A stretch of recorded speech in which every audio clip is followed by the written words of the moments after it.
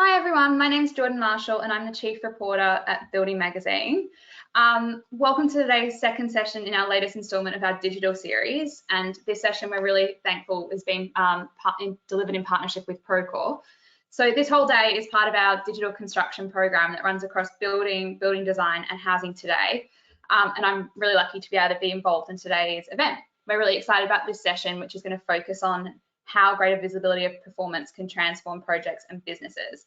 I'd like to welcome our panelists today. So I'm joined by Charlie Bull, Operations Director at HBS Group Southern, and Tom Noctor, Senior Product Consultant at Procore. So the way today's session is going to run is to kick things off, Charlie and I are going to have a bit of a chat about HBS's journey to improve project visibility. Before Tom gives us a run through of the software that will enable this. He's going to do that for us in real time. So that's going to be a really practical look at how things actually work. Last thing before we get started, I just wanted to say to our audience, please feel free to send through any questions at any time, and we'll try and cover off as many of them as we can for you in the Q&A session, because we will have some time for questions and answers at the end. The other thing that I will flag now, because we always get this question repeatedly, is yes, you'll be able to watch this session again once it's over, or share the link if you think there's someone else in your business who'd benefit from seeing it. It'll be available via the same link that you've just joined through now on demand within about 30 minutes of the conclusion of the session. And it will be free on demand as well. So yes, if you miss something, you want to recap something, you want to share something, it is there. That's all you really need to hear from me to start things off. So Charlie, to kick things off, I might ask you to begin with. Could you just tell us a bit about HBS and how you approach your work and your approach to the projects that you've been actively involved in? Yeah, sure. Thanks, Jordan. Good afternoon, all. So what I was going to do, Jordan, I was going to talk a little bit about the history of HBS, what we do, and then I was going to go and roll into basically how we're using technology to change the ways we approach our projects and some of the benefits we see from that, and then most notably, as per topic of the conversation, the visibility it gives us. So a little bit about HBS. And myself, for that matter, I've worked at HBS now for just over 5 years. I joined the mechanical and electrical division as the group's operations director some 9 months ago.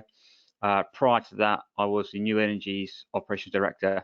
HBS itself has been operating since 1950. We started off as a mechanical contractor for the traditional builders, the low-rise resi house builders. It started off by our grandfather, Harry Bull, and that's basically where HBS comes from, Harry Bull and Sons. So that's a little bit of history for everyone on the call. Not many people know that. Well, basically in the past 70 years, this one-man band mechanical contracting company has now grown into an award-winning mechanical, electrical, and renewable energy specialist. We're proud to say that we're the partner of both national and regional housing developers, amongst many other commercial and private clients. So that's a little bit about history of where we've come from. And again, I'm going to carry on a bit more about HBS. So one of our ethos at HBS, which has been instilled by the managing directors since basically time began, is about our clients' needs. We have a great importance. We instill a great importance to all of our employees over basically the fact that the clients' needs are at the centre of everything we do. And we really do have that as one of our main ethoses here, because a happy client means we're likely to get more work. Now so that's been what we've been going on for we've been having that ethos for a very long time, but now what we've been looking at for the last 18 months, almost 2 years, is how we can use technology to take this to the next levels. Because as I say, we've been operating for 70 years. We've got a very good relationship with our client base. Excuse me, with our client base, but now we're looking to take that to the next levels and using the technology which is available out there within the industry to, like I say, take that to the next levels. And what we really want to try and do is increase our clients' expectations. So we want them to, what we provide for them, we want them to think all of our subcontractors should do this. We make that normal. That's fantastic, because then basically it's just much better for the industry. And again, what I'm looking to do today is just go through some of the benefits we achieve from that, and again, hopefully help people understand why we make this effort. So that's a bit where we come from and some of our ethoses. Now with HBS ourselves, just a bit more about our scope of works. HBS as a subcontractor, as I mentioned, we're the mechanical and electrical subcontractor, but we also do renewable energies, the large proportion of our turnover, we fulfill the role as subcontractor. However, with our new energy division, we also fill the role as principal contractor under CDM. So therefore, we do have a decent understanding as to what's required in both those roles. And when we apply ourselves as a subcontractor, that awareness we've got of what our clients needs, and our client being the principal contractor, we can adopt that and put that into our efforts. So again, that whole ethos of our clients' needs and the fact that we've got this cross hybrid role of understanding what they need, we can really apply that to what we've learned over these years. So we really do a lot to gain a better understanding of what they do, and one of the ways which we foresee ourselves being able to push this to the next levels is quite simply with data. One of the things is data and information. There's a mass amount of data out there. Always in construction sites, we're always talking. You go to site quite often, you see the guys having a theoretical drawing, and they're people just pointing in the air, but they all know what they're talking about, and this is just data. So this is what we're trying to do. We're trying to harness that data to a more positive effect. So what I'm going to go on to next is about how we choose to harness that data, and what sort of data we're capturing, and again I'll go into the benefits we see from that. And again, this is all going to come back to the original question of the approach we're taking. So I'm conscious of I've got a tendency to deviate, but yeah, so clients needs are of the utmost importance to us, and what we're trying to do is we're just trying to use technology to create a better visibility for both us and our clients.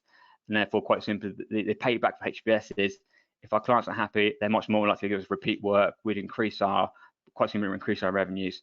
So that's a very high level picture of what HBS is and what we do, and some of our goals and ambitions which we're trying to achieve with technology. I mentioned about data, so I'm now going to go into sort of things, the examples of what specifically we're doing as a business. And again, like I say, hopefully I'll be able to put across succinctly enough the benefits we're achieving with that. So as I mentioned, data, it's it's nothing new. Okay, the guys and girls out in the industry, we've been managing and discussing it for years in meetings and reports. It's all been very organic. Like I say, we just have your meetings, we talk shop, as it were, people say, but that's data in essence. And this has worked for HBS. We've got a successful business. It's been tried and tested through several recessions, so we know it works. But what we're now looking at is the growth.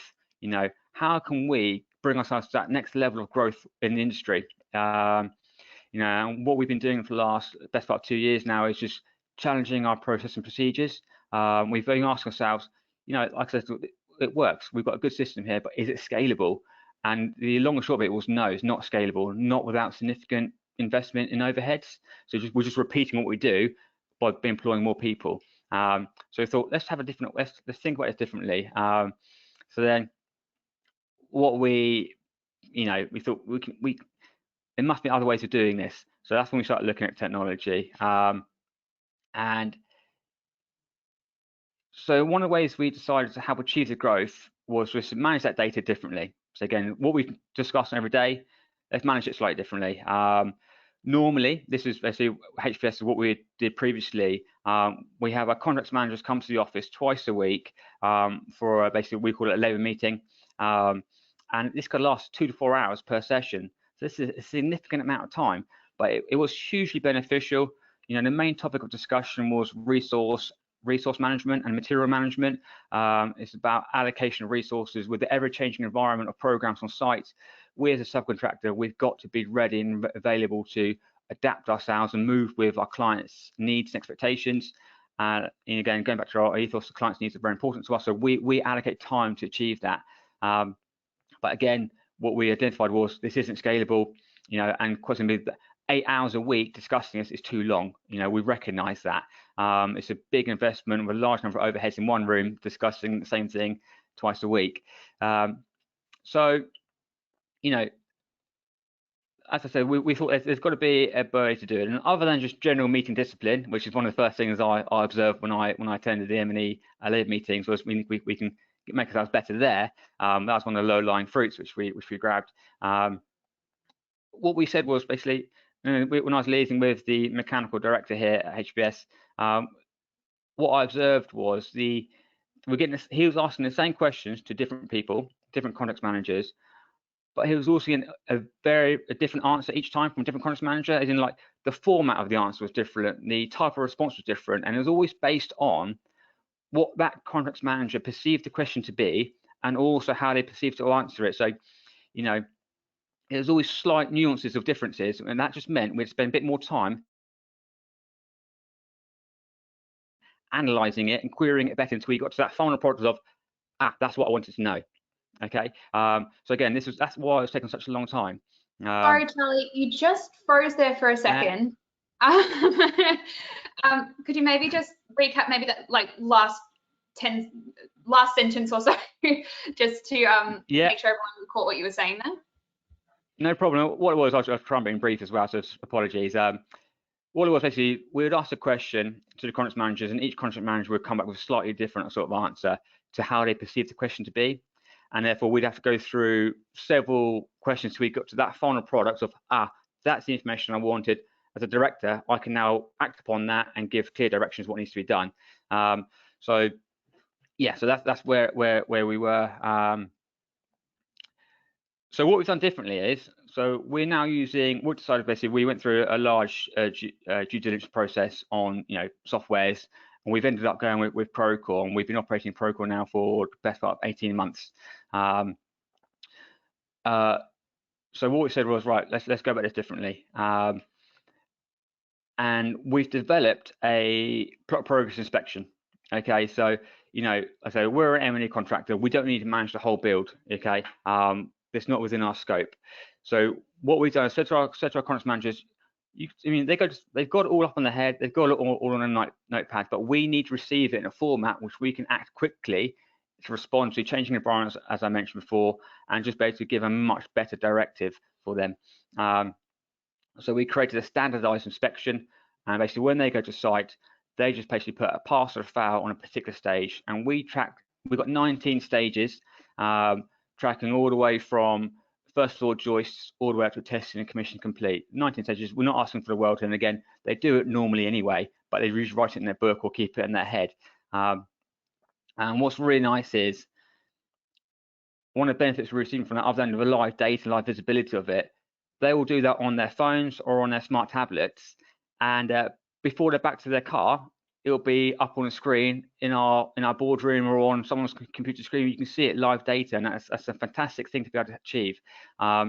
So it's created us in real terms. That's created us a real time-saving discussion within our live meetings, rather than everyone meeting together, the contracts managers giving us an update on where things are, and then we're deciding on what the relevant action should be. We'll all come to that meeting knowing what the update is. We've all got it on the screen. We see where the state of play is. We go straight into it. Right, this is the state of play. This is what we should do. So it's been a huge benefit for us. And so, long story short, that's one of the approaches we've taken, is by creating that visibility, the guys reporting back in a standardized way. But I'd also be very keen to stress the way in which they're reporting, we're not adding to their workload. That's a very key, one of our criteria as a business when we're assessing how we go forward within this, this data management change, was that we cannot make it more onerous on our guys. There's got to be a clear benefit there, and I think we have successfully got that. And what I'd add is each stage has a meaning to us. So if the guys put down stud walls complete, we know we're going to be needing a first fix gang very soon, if not immediately next week, to be able to do the first fix in that plot. So we can assess the damage or the status of a project well in advance, and we can start forecasting much better. So that's one of our key objectives which we've defined, we've managed to achieve, and how we've approached running the business, getting that data from site in a live field. And again, it took us a while to develop that, if I'm honest, but it's paying dividends to us now. We've been doing our project meetings, and it's really brings such clarity to it. And what I'm hopeful for, one of our objectives is to be able to share this with our clients. So again, I think it'd be very beneficial for them. But what we're conscious of is, whilst we're going through our implementation phase of this development, we don't go off half-cocked. We want to make sure we got a polished product which we can present to our clients and look, this is what we're doing. Here you can see all your plots which you're building, all the stages which we're at, and this is what it means to us, and this is what hopefully will mean to you. And hopefully, I do believe in the conversations which I've had with our client side, they all seem very positive with that idea. So that's one of our objectives in the future. Yeah.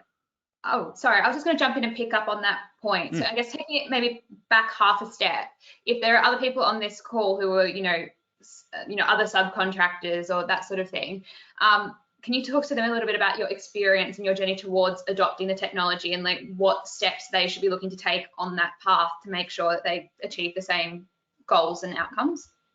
Definitely, Jordan. Yeah, we did a fair bit of due diligence with ourselves, but and what I just reinforce is we're still within our implementation phase, so we haven't hit it perfectly yet. We acknowledge that. 1/3 of our projects are on Procore now, and we're constantly reviewing the system. We're tweaking it here and there to make it as best we can. But what I can say to your audience and any subcontractors out there, whatever platform you go for, set yourself some core objectives. For us, it was the visibility, performance, and also quality control. We transferred all of our quality control system, which was paper-based, now onto Procore. Again, that's brought many benefits, which I don't think I've got time to go into that one. But so it will set yourself some core objectives, because what you will find is there's a lot of softwares out there, and they are all really truly amazing. And we got ourselves distracted, and every now and then we had to bring ourselves back into, okay, what is our core objective? What are we trying to achieve? Because we get these other things which are day work management, linking into programs, linking into our accounts. It's all fantastic, but no, pause for a second, team. Why have we gone with Procore, and what are our core objectives? What is our roadmap to achieving that? How far down are we on it? So really define those core objectives, get company buy-in to that. What I would say is dead easy is transition of documents over to it. We found it super easy. We were a little bit what's the word I'm looking for? Basically nervous over having to, because we're heavily paper focused, so we're quite concerned about the admin required to do that. But no, it's very new to me. It's very easily done. You can do bulk uploads, all these sort of things like this. So was super easy. Troubleshooting is a really big thing to have. So I mentioned before, don't go off half-cocked. So we're super excited about what we're developing here, and we can't wait to push it out to our clients and really sell ourselves that much more with it. But as I said, we want to make sure we've got a polished product, so don't go off too soon. And what we made a commitment to ourselves was, don't do it on pre-existing contracts, because therefore we had the fear we'd be running 2 operating systems. We'll devalue the new one we're trying to do, and therefore when we do try and do a full implementation of that, the likely uptake of that will be a lot less, because people are already thinking, oh, it's more work for me, and they would think about the old times when they had two systems. So we've only been implementing it on the new projects, and like I said, we review it constantly, troubleshooting it. We've got a good support team from Procore which help us with this, and like I said, just keep tweaking it. And then once you're happy, I think we're not far away from being ready to say to our clients, come see what we've got. Let's show us what we can do for you. But yeah, it's just that due diligence, set some core objectives, and have a really robust troubleshooting program. Brilliant. And I suppose sort of picking up on that, one of the questions that businesses have when investing in technology is around like return on investment. And you've already touched on this as well, but how do you measure or quantify that as a business at HBS specifically? Yeah, so HBS, we're fortunate, it's a family-owned company, so we don't have the same governance as many other larger companies or probably other companies out there. We've got a bit more autonomy to make these sort of decisions. So for us, we didn't have like a formal ROI, but what I can say is we recognise, we define those core objectives. We saw the challenges, e.g. the visibility and quality control. There are some of our core objectives, and we knew there's value in that. So I'm fortunate enough to be able to work in this business where we all agree on it, we just go for it, sort of thing. But like I said, we knew there's value in that. We did, however, obviously we're not unaware commercially of these sort of things. So we did a very basic commercial assessment, which is compared the cost to what our turnover is, and we valued that percentage. And then basically we went with our feeling that that cost is equal to the benefits we're going to see. So therefore we went ahead with it. We have experienced now in these last 18 months with Procore that we're seeing benefits which we did not identify. Again, because that's a part of our naivety within the whole process of it all. Our supply chain is hugely keen. With the onset of Brexit and COVID, we found out this plot progress inspection we do, which creates a bar chart and tells us every single plot stage. We're now sharing that with our supply chain, and they absolutely love it. And what that brings for us, though, is that's a surety that given I don't know about the audience on the call, but we've been experiencing major material issues across the board. And by us being able to give a good and a much more accurate forecast to our supply chain, we're reserving that material for us. They're locking it in. It's ours, and we can therefore also then continue production on site, and that again keeps our clients happy. So, you know, again, all I'm saying from HBS side of things, you know, we did what we thought was the best due diligence we could possible. We recognised that there was we saw some clear benefits for that, and that was commercially viable for us. But what that is, in our naivety, we've also come across many of the benefits which we didn't foresee. I mean, that's sort of what you want. You want it to outstrip your expectations rather than the reverse, don't you? So on that point, I suppose, technology in construction on the job site as a whole is increasingly a factor and all around us. Where do you sort of see that going moving forward? Yeah, I mean, I'm sure everyone sees that there's always on social medias now and magazines. There's an awful lot of media around this, and there's always something happening within this field of technology. You know, from obviously from HBS, we've got a very small view of the industry. It's our own little world. So from our side of things, we do see that there is a difference in the breakdown of industry. So residential is slightly different from our commercial clients. You know, some of them put more importance on technology, some don't. So what I'm hoping for is that we get much more standardized across that. You know, the good practices which are in one part of the industry gets transferred to another part of the industry. Specifically for HBS, we're going to be putting much more emphasis onto analytics. So Procore captures our data. We're using analytics now to present that data in a much more better ways that we can easily assess it. So that's what we're going to continue with, doubling down on the analytics. We're also going to be exploring QR codes with Procore, seeing how we can adopt that on sites and what sort of benefits we can reap from that. Personally, it's my own personal hope is that within the low-rise residential market, we'll see more activity with BIM modeling. But I think one of the clear things which even a novice like myself can see is that, you know, you're seeing out there much more collaboration of technologies, the integration of different technologies. You know, I think that's a really important thing for which I hope the creators out there push and recognize that it's important for us as users that we have a technology which works with another technology. You don't have to buy one, and to get the most out of that one, have to buy another one, and you have that wouldn't work. So, and I'm seeing that now, and I think that's going to become more and more popular, or you know, more and more prevalent. And I hope that will encourage the creators out there to do that research and development to make sure the different technologies are speaking with one another.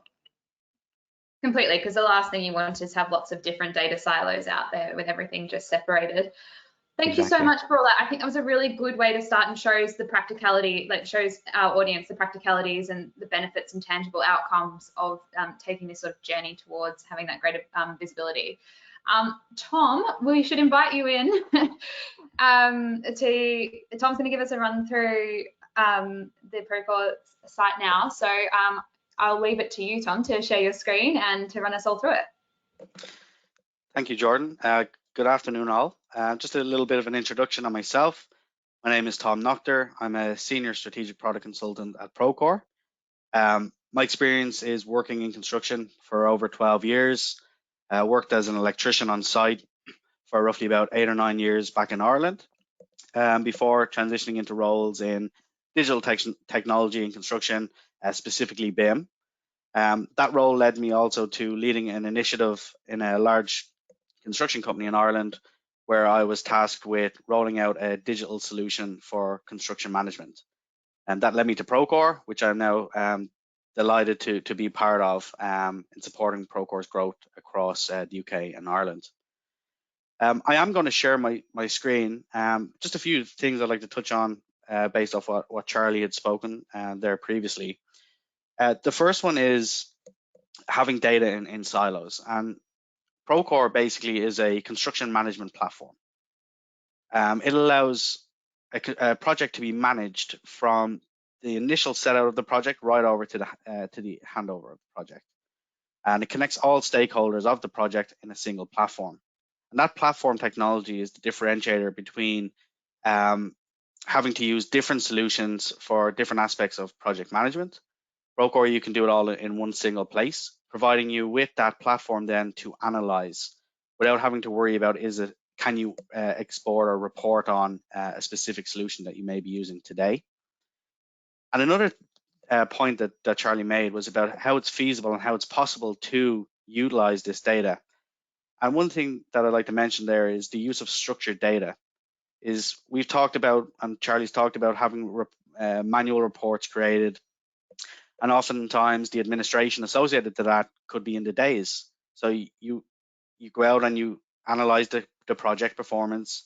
You'll manually log down the information that you've captured, and then spend 2 or 3 days creating a report. And between the lag of time between when you capture that information to when you issue out the report, there's already information missing. And Procore allows you to have that instant visibility into your project live in an analytic platform. So we will walk through a demonstration of our analytical solution, but I would also like to give a demonstration on one of our tools that allows you to manage the accountability and traceability of project plans or specific plans on your projects, and I'm happy to jump into that now in a moment. So I am just going to share my screen. Okay. For anyone that isn't familiar with Procore, Procore is as we said, a construction management platform. We have an unlimited user and unlimited support model. So this means that you can invite in all users or all people on active in a project into your environment without having to pay for additional licenses. Up on the top, you're going to see I have a drop down called Project Tools. If you look at across all of the items on the screen, we have an extensive list of different tools that are utilized across a project. This stems from project management tools such as capturing RFIs, inspections, etc., right through to our financial management platform, and also then capturing resource management such as timesheet crews and so forth. So we have an extensive range of tools that can be utilized to manage your project. The tool I want to focus on today is a tool called Action Plans. Action Plans is a tool that was created specifically to manage the ITP, or the inspection and test plan process in construction. This is a process that is typically managed in Excel today, but incorporates some functionality that you just cannot use in Excel. Some examples of these are hold points, for example, or driving accountability to ensure that a line item isn't signed off before it should be, and reducing that risk of something being completed before it should be as well. Before I jump into the functionality of Action Plans, I'd just like to show you an example ITP. So while we're focusing on ITPs or inspection test plans now, Action Plans can be really utilized for any type of plan that you need to manage in your project. If we look at it today, we have a quality plan here for delivering formwork and concrete. But some other use cases may be quality plans, safety plans, ensuring that the tasks that you need to be captured are being done when they are supposed to be done, and allowing you to have that visibility into progress on your projects. So a lot of you are probably familiar with this view I have on my screen now, which is the sample inspection test plan. If you look on the right-hand side, we can see that there's a functionality here called verification methods, which is hold points.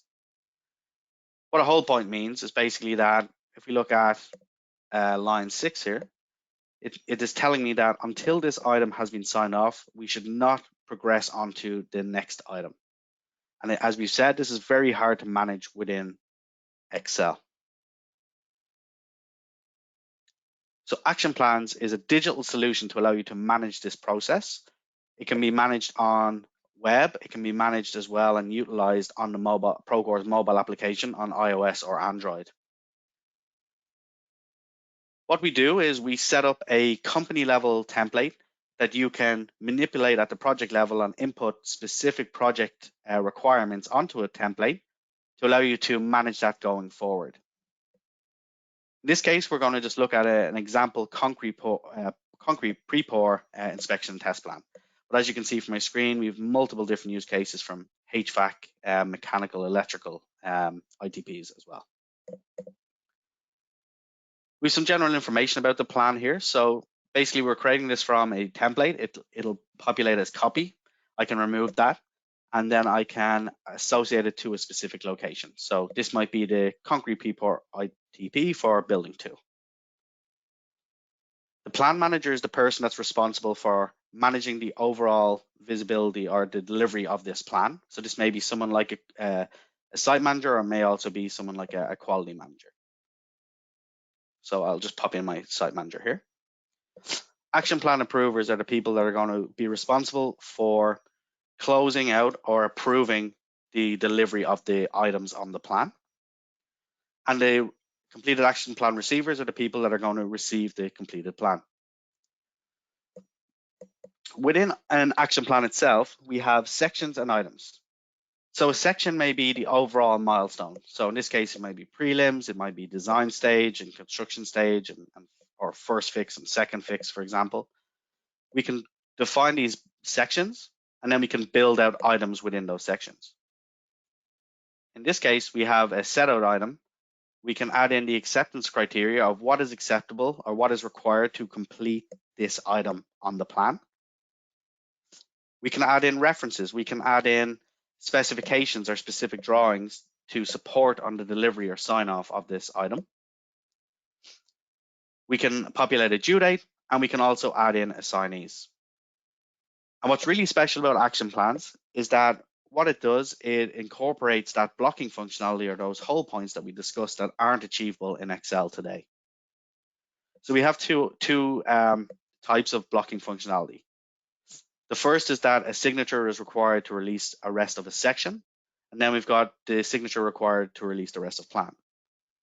So if I select an assignee to deliver this item, and I mark them as required, work will not be able to be completed on the next line item in sequence until this item has been signed off.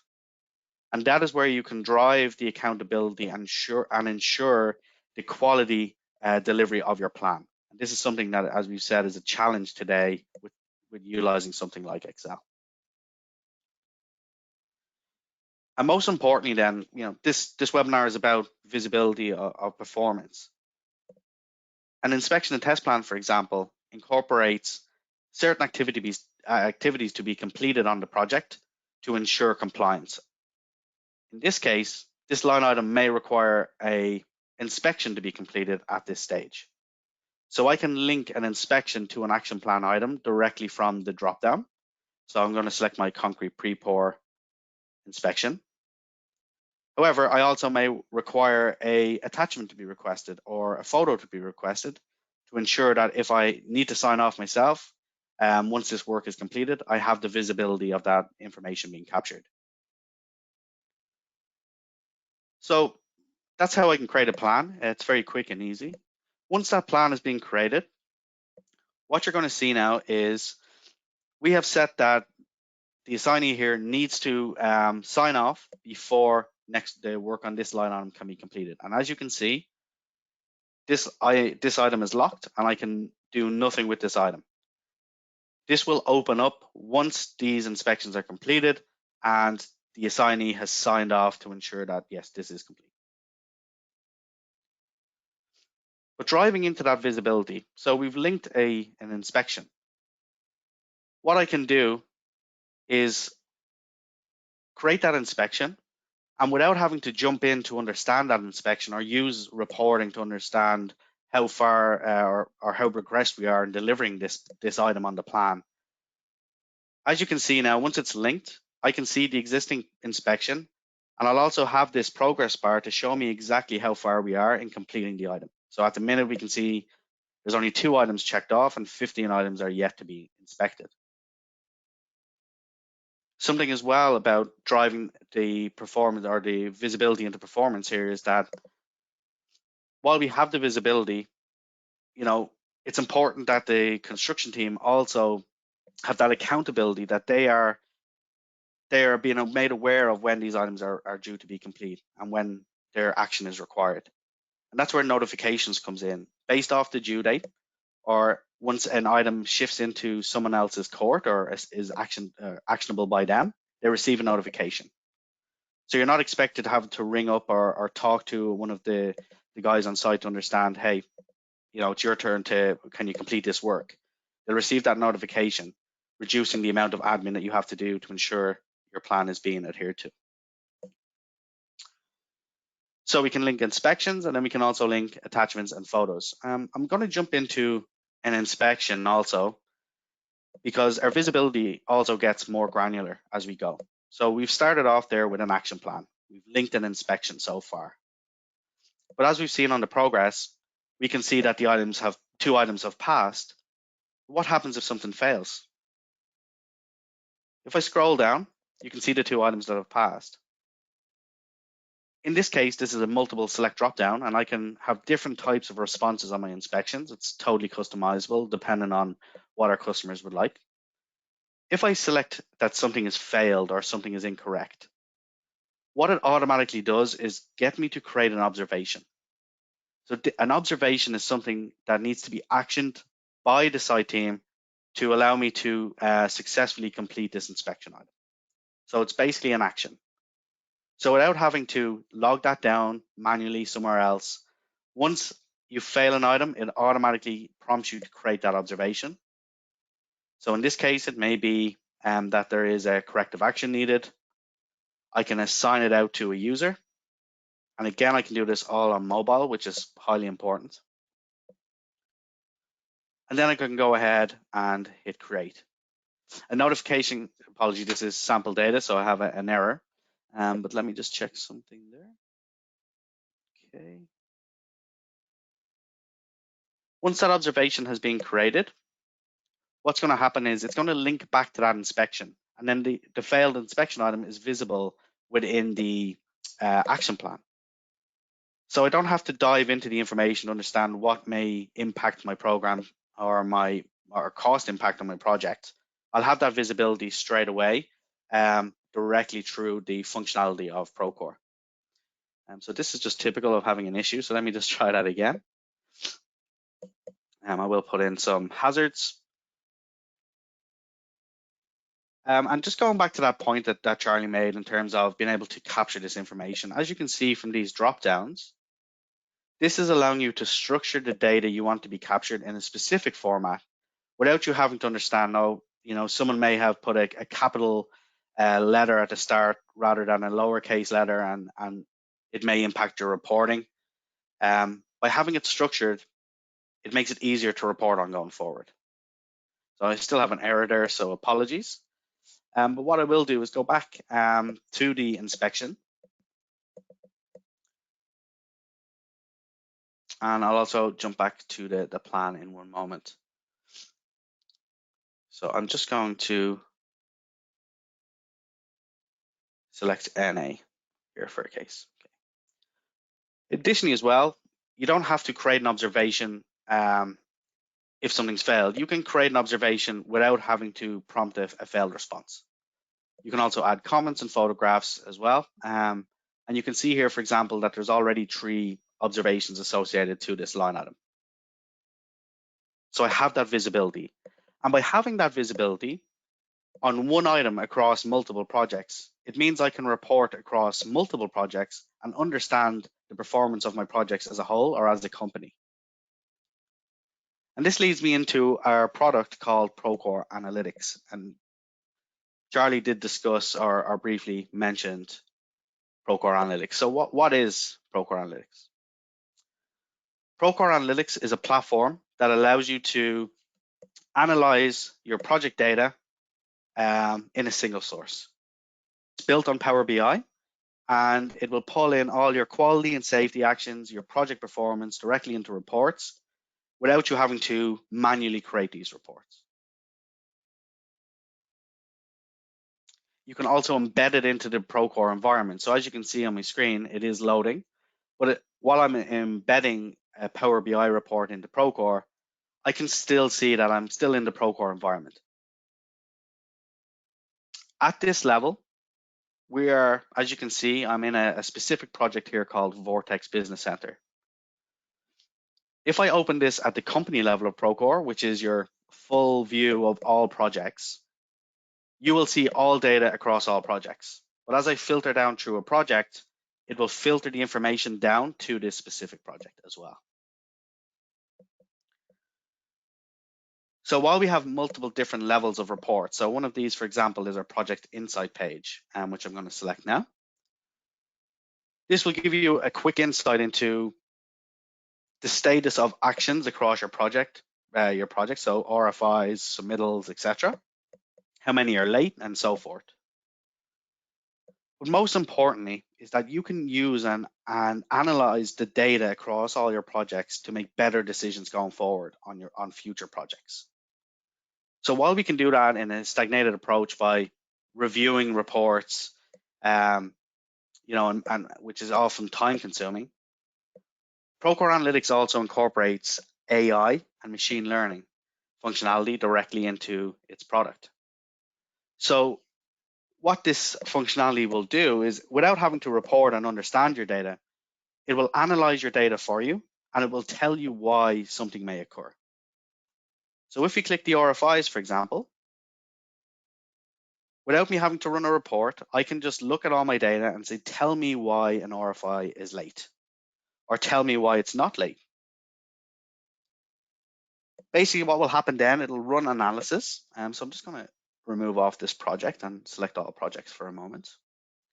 It'll analyze the data across all my projects and tell me that a specific subcontractor, an RFI is assigned to a specific subcontractor, or an RFI manager, the person responsible for managing RFIs, may impact RFIs being late. So in this case, Sarah Allen being RFI manager on projects increases the likelihood of RFIs being late by nearly 1.5 times. So again, this is all sample data, but because you're utilizing it on real life projects, you will get great insights without having to dive into your reports very easily and very quickly. So that's kind of a brief introduction to Procore via action plans and also Procore Analytics. Brilliant. Thanks so much, Tom. That really insightful start guide to everyone, I think, to have a look at what they're doing. Charlie, I might ask if you can turn your camera back on. Mine is turning on. It's just taking its time. And we can jump into the Q&A. So the first one, I might kick things off with one of my own, if that's okay, just because I'm curious. And as I'm asking the questions, I guess I'm giving myself right of way to ask one of my own questions. Do you feel this topic of the visibility of performance is something that firms in the construction sector consider enough? Are people thinking about this enough already? And if not, why is it important that they do? I'm happy to take this one, Charlie, if you want first. So yes, we're in the digital age of our transforming construction into digital. Construction companies are starting to use platforms like Procore to manage their projects. The next stage of this is the digital insights age of capturing and utilizing this data to improve project visibility, project performance across multiple different departments like quality and safety. So while the focus, I don't believe right now the focus is on harnessing that data from all construction companies, it's certainly something that all construction companies should do to improve their performance. Charlie, do you have anything to add, or do you think that covers that one off? No, I think Tom's very poetic. I can't add anything to that. Thanks, Farrell. No. So off the back of that, we've just had a question coming in off the back of that, and sort of was asking, which you both have touched on, but they're sort of asking if you could sum up, for a construction firm, for a subcontractor, what is the main benefit? Like, what what can you walk away and say for one company, this is what you'll get for it's starting to implement these practices? Yeah, okay. So for us, I don't mean cliche, but it is the visibility. It truly is that standardized reporting, and where it leads to, I think Tom touched on with his stuff. We just started. We've got the data being collected in, it's been presented in a very easy format, and we've just started down the road of this data analytics. So it truly is that visibility of being able to how to make that decision in real time, so you don't spend time analyzing it, assessing it, and then making a decision and losing time. Yeah, for me, I think there's an awful lot of value for construction companies to use the data. We've talked about having that visibility, specifically on this webinar. We've also there's other items such as being as competitive as you can. Is what are your competitors doing that you're not doing, and vice versa, to have that edge over them. And utilizing harnessing your data is something that you could do to drive and keep that competitive edge. There's another stat there that 95% of all construction and architectural or engineering data goes unused. And that just kind of typically signs off exactly what we're talking about. No one's really doing it today, but there is, forward-looking companies like HBS Southern that are harnessing that data and seeing the benefits from it. So, yeah, that's all I have to say at the moment on that one. Well, no, picking up off the back of that, we've had a question come in earlier, but it relates to what you were just talking about, which sort of asks, like, how would you classify the level of acceptance of digital and software solutions in the construction industry now? How open are people to starting to implement these things? Is it improving? And it's sort of, if it is improving, at what rate would you like to see that accelerate? Yeah, I certainly think it's massively increased, specifically over the last 2 years. If we look at the pandemic, for example, it drove, construction have been toying around the idea of moving to digital platforms for many years because we've been one of the lagging industries that haven't adopted technology. With that said, we've been kind of forced to look at solutions. And with that, companies are starting to see the benefit that is there for them by using these systems. And the risk of not using a system now or driving into the digital age is that you're left behind because, again, your competitors are doing it and providing benefit to their clients and you're not, you might find it difficult to be as successful going forward. Charlie, do you find something similar with both your clients and I suppose your supply chain? Yes, to a degree. We've noticed some of our supply chain are also going down this, technological advancements as well. Our client side of things, I think I touched on, we've got some different type of clients. Some have got different attitudes towards it to others. So I think, as I mentioned, traditionally in our construction world, especially the low-rise residential, we're one of the last adopters to change. So I am optimistic that the change is coming. And as Tom said, you may get left behind because we do have some clients out there who are thinking about this. And as I mentioned, they're the ones we want to align ourselves to. Brilliant. So we've actually just had another question coming in about so we talked about the return on investment and stuff, Charlie, but this is talking about how you value improvements, because obviously that idea of value is broader than just cash value. Like, what are some of the KPIs that firms should be looking for when they're implementing a new system such as Procore? For our side of things, those core objectives were hugely important to justify the expenditure. And some of the KPIs, again, we're not as, so we are our core objectives, but there's also things like the feedback we're getting from the contracts managers. We've got some, again, I don't want to be stereotypical, but some of our contracts managers have been well experienced, have been doing what they've been doing for decades now. They're set in their ways. And they're the ones who initially I thought, okay, I'm going to have the hardest time with these guys and girls to get them on board. But I tell you what, once they're on board, they are the biggest spokesperson for the change. And so that to me is true value. That to me is value and more. So sorry if I divert the question, but truly for us, that's what it is. No, that's exactly what people are looking to hear. Tom, did you have anything that you wanted to add to that from your side? Yeah. So we've talked about the ROI that can be returned by using a system, from a value perspective. But there's also additional values in increasing the safety on site. By having that visibility and understanding potential areas across your projects that you may need to brush up on to make a safer environment for your workforce, can be all done by utilizing a construction management platform and having that insight via something like Procore Analytics. Safety is top of mind for all contractors, or should be at least on top of mind, and also for owners, right, and developers, is that if you have a tender, there may be a requirement to demonstrate your health and safety reporting, over a specific time frame. By having that insight, it makes it very easy to understand and provide that insight to your clients. Brilliant. I'm just going to interrupt for 1 second to answer the one question that I can answer, which is yes, this is available to watch again. It's on demand via the same link. It should be up within sort of half an hour of us signing off today. So I would say probably by about 3:30, it should be available via the same link. We've just had that come in a few times, so I thought I'd cover that off rather than messaging all those involved independently. So the next question that we've been asked is something that you both sort of touched on. And Charlie, you mentioned there how, there are some people in the business that you were nervous about the adoption levels and rates and that sort of thing. So what is the actual workload involved in getting all this set up? And I know you said you're still partway through the journey and that sort of thing, but how strenuous is the work involved in getting things up and running? Yeah, I think anything worthwhile doing requires effort, but that said, I'm touching it, it's that troubleshooting period. We had an idea of what we want to achieve. We had those core objectives, but we're not experiencing this sort of thing. So, I've had to invest a lot of my time, and I've got one administrator with me, and between the two of us, and we've enabled the other directors to carry on running the business as normal.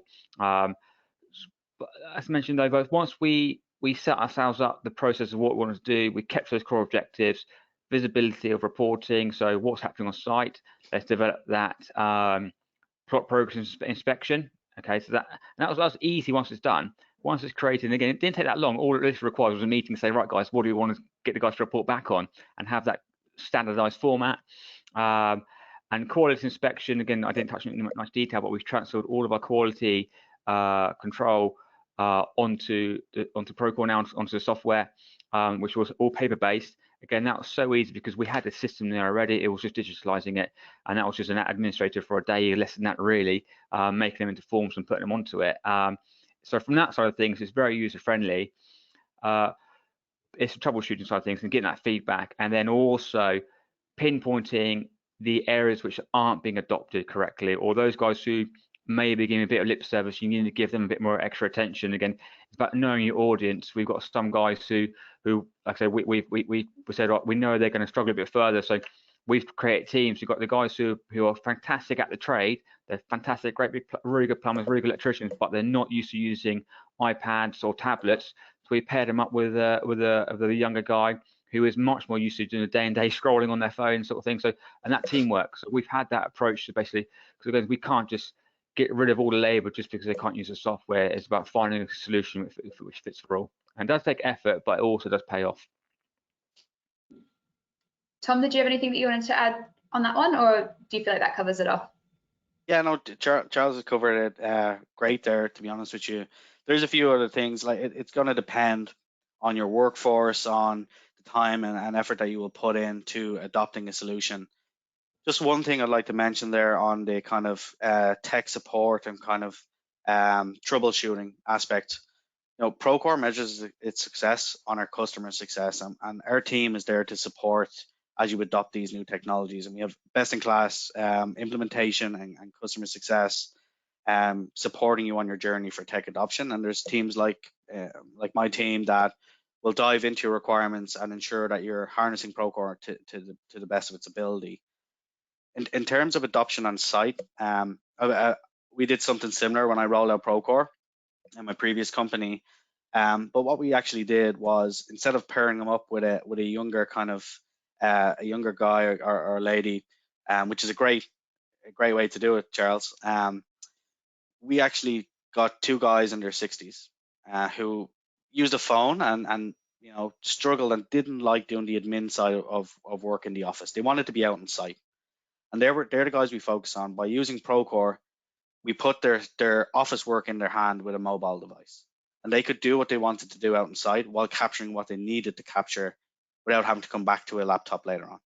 And those guys were our drivers for adopting Procore across the company. So that's just another option, I suppose, on how we did it previously. So we've had another half question, half comment come in, but I'll put it to you guys anyway. So the topic is productivity and how that is one of the greatest challenges facing construction at the moment, and how this sort of transparency of performance, if it's good, is, you know, helps improve productivity, and if it's bad, is an inhibitor to productivity. How can we go about developing a culture where, you know, this sort of technology and software is used to make sure that the industry can be as productive as possible? Sorry, I've got a real quick comment on that one. From my aspect, thanks, Tom. From my aspect, it's got to be led from top down. We're in the middle rung, if not at the bottom end of the chain. So we do what we can from our aspect, and we're hoping we can influence our clients with our relationships, that they'll jump on board as well. But to really get industry wide, it's got to come from top down. As with most things, it's about them implementing the change, and implementing it, saying it's a must-have. I think you will get pockets of companies, individuals, and industries within construction who are big advocates for it, and they'll drive that within their sphere. But to get that industry-wide and really up that production, that visibility of production, I think it's got to come from top down. Yeah, brilliant. And I'd agree with Charles on that one as well. The larger construction companies have been utilizing technology to their advantage for many years now, and it's starting to increase or be more broad now in its use, trickling down to different sectors, etc. There's many technologies out there that are advantageous. One, you know, construction management platforms, and we've talked about BIM as well. But really, an industry has to come together to provide the benefits here.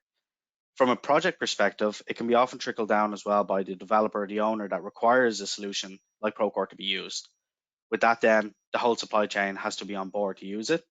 But what we've seen is that once they see the benefits of using something like Procore, they're more they're not against it, right? They want to use it. That's exactly the same way we did it on site. Is that instead of just handing them, you know, Procore and saying, here you go, this is what we're using now to manage our projects, it's how does it make their life easier or better. In the example I just mentioned, it was about showing them that they don't have to be in the office all day now. They can be out doing what they need to do. So top down, but also the benefit needs to be there to embrace the adoption from all stakeholders in a company. Brilliant. So I'm conscious that we only have a couple of minutes left. So I thought maybe, because I haven't quite got to everyone's questions yet, so I think maybe a nice way to sort of wrap things up would, if I could ask each of you to sort of flag up for the audience your 2 or 3 takeaways from today's conversation. What are the must remember points for everyone in the audience today that they should go back and tell the rest of their teams about, and that sort of thing? Does anyone want to go first? I don't want to pick on you. I'll go first. So you can pick up after this one.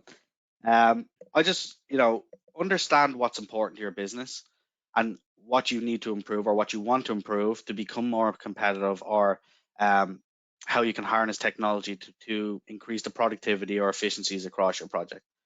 The industry is going to start to face more and more challenges. Charlie's talked about materials. Labor is another one that we're going to be facing very soon. So how can you be more productive with a decreased workforce? And that's where technology can support. So, you know, think ahead on how you can harness technology to become more efficient, but also then harnessing data to increase it even further, right? And give you that visibility into project performance and business performance. Perfect. Charlie, do you have anything to add? Just some small bits. I think I covered a fair bit within my speech, but it is those core objectives. Seeing what challenges are you facing, and then just looking at the technologies, how it can overcome them. Look at your current process procedures. That there are huge benefits to be made out of it. I do believe with little effort. And again, I think as Tom said, the industry's going that way, slowly but surely it's going that way. You don't get left behind. So I think it's something to look at now, and there's an awful lot out there. So you'll definitely find something to meet the challenges you're facing. Brilliant. Okay, so unfortunately, that is all we have time for today. Huge thanks to both of you for your time, and also to Procore for sponsoring the conversation today. It's been really insightful. To everyone who is asking, yes, we still had a couple people ask again during the Q&A. Yes, it is available on demand. Within half an hour of it, it just takes a minute or two to process. So within half an hour, you should be able to get it on demand. So also big thank you to our attendees. It's really great to have you on board, and it's really great for you to be so engaged with the conversation. So we really appreciate that. I'd also just like to flag a webinar Building is hosting alongside the Construction Leadership Council on Tuesday. It will feature CLC Chair Andy Mitchell, Construction Minister Anne-Marie Trevelyan, and MP Andrew Griffith, who's the UK's Net Zero Business Champion. And they're discussing the CLC's response to its Construct Zero consultation. So it should really show the next steps from not a legislative, but a sort of policy perspective for the sector and net zero. The link to register for that is available on the homepages of Building, Building Design and Housing Today. So you should be able to find it. So that's it from me. A big thank you to everyone involved, and goodbye. Cheers. Thank you. Thank you. Bye-bye.